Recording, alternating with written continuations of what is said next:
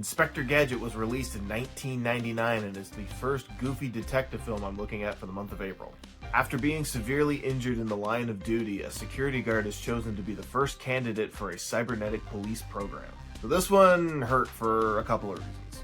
First and foremost being it's not really a good movie. In fact, it feels barely like a movie and more of just a montage of sequences with a very thin plot holding everything together. It almost feels like the script was handed in bullet point form, like do this scene here, do this comedic moment here, and instead of going, okay, now let's build the story around these moments, they just submitted it and went, that works. And I could have some leniency on this if the humor was serviceable, but it's not. I think I chuckled once or twice and I rolled my eyes so much I got dizzy. The big problem that I see here is that there's a disconnect between the writing of the original animated series and the writing here. The cartoon version of Gadget had his heart in the right place and all the tools at his disposal, but he literally could not see the danger in front of his face, and thus his niece and his dog were always the ones solving the crime in the background. That was the whole joke of the series. Here they try to make Gadget the bumbling goofball, but also the very competent crime solver.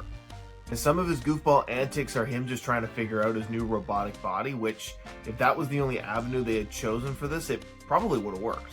Serious Cop has difficulty thwarting crime because his new enhancements don't know the difference between oil slick and toothpaste. It could have led for some comedic moments. But then later you have a scene where he's trying to help escaped prisoners break into a car because he thinks they just lost their keys. That's 100% on brand for the cartoon, but that doesn't really further the whole competent cop thing. But the biggest reason why this one hurt was because this was a favorite of mine growing up. I watched this repeatedly as a kid. There are lines of dialogue that are just etched into my brain that I will never shake.